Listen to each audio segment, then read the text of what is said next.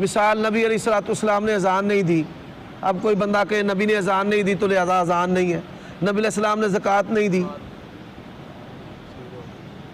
کوئی بندہ کہے میں زکوٰۃ حکم ہے کہ زکوٰۃ دو، اللہ کے نبی نے نہیں دی۔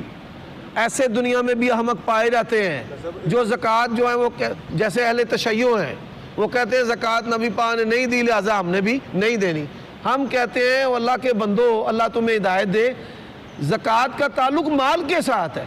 رسول اللہ کے پاس نصاب والا مال تو ثابت کرو کہ نبی علیہ السلام کے پاس نصاب والا مال تھا اور آپ نے زکوٰۃ نہیں دی۔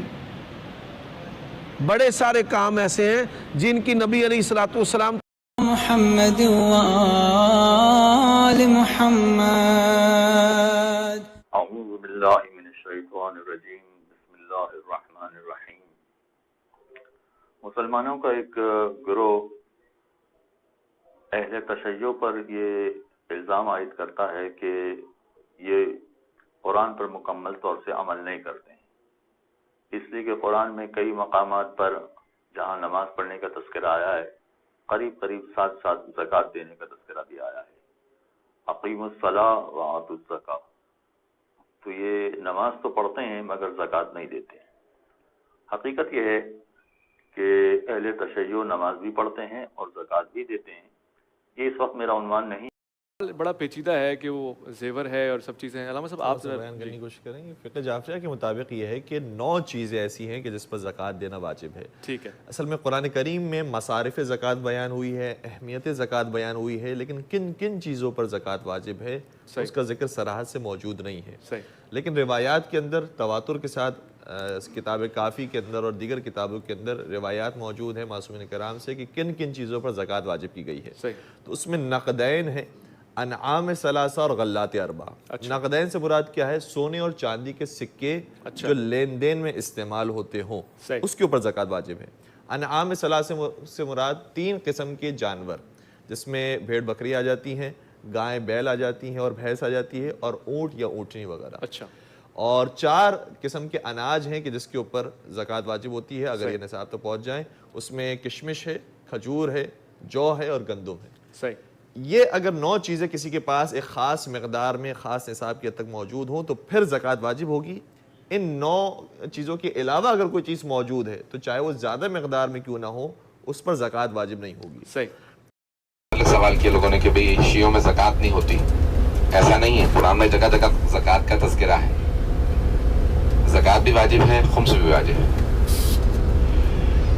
خمس کا بھی ذکر قرآن میں آیا ہے، ایک آیت میں ہے، اور زکوٰۃ بھی قرآن میں متعدد آیات میں 20 سے زیادہ۔ زکوٰۃ is more important than خمس۔ زکوٰۃ کا منع کرنے والا کوئی کہے کہ زکوٰۃ ہے ہی نہیں، وہ کافر ہے، بشرط یہ کہ کوئی ڈاؤٹ نہ ہو اس کو۔ خمس کو اگر کوئی منع کرے وہ گناہگار ہے، وہ کافر نہیں۔ لیکن چونکہ زکوٰۃ جن آئٹمز پر ہیں وہ ہمارے اور آپ کے جو سیلری والا کلاس ہے اس کے پاس نہیں ہے، اس لیے ہم لوگوں پہ زکوٰۃ واجب نہیں۔ جیسے زکوٰۃ مشہور مال میں سے کچھ حصہ نکال دینا، اس کو زکوٰۃ کہا جاتا ہے۔ آپ کو معلوم ہے زکوٰۃ کو زکوٰۃ کیوں کہتے ہیں؟ زکوٰۃ کا ایکچوئل اصلی میننگ کیا ہے، اصلی معنی کیا ہے اس کا؟ وہ نہیں ہے جو لوگ سمجھتے ہیں میں نے زکوٰۃ دی تو میرا مال کم ہو گیا۔ عربی زبان میں زکوٰۃ کا معنی ہے کسی چیز کا بڑھنا۔ اللہ نے بڑے چن کے نام رکھے ہیں چیزوں کے، ٹھیک ہے؟ زکوٰۃ کا معنی کیا ہے؟ بڑھنا۔ جب مثلا عرب کھیتی کوئی فصل لگاتے تھے اور وہ بڑھنا شروع ہوتی تھی اور اس پر ایک جوبن آتا تھا، پھیلنا شروع ہوتی تھی، ایک دانے سے مثلا کئی دانے نکل، اس پروسیس کو جب دیکھتے تھے تو کیا کہتے تھے؟ زکا الزرع، کھیتی بڑھ رہی ہے۔ اس سے اللہ نے زکوٰۃ کا لفظ نکالا،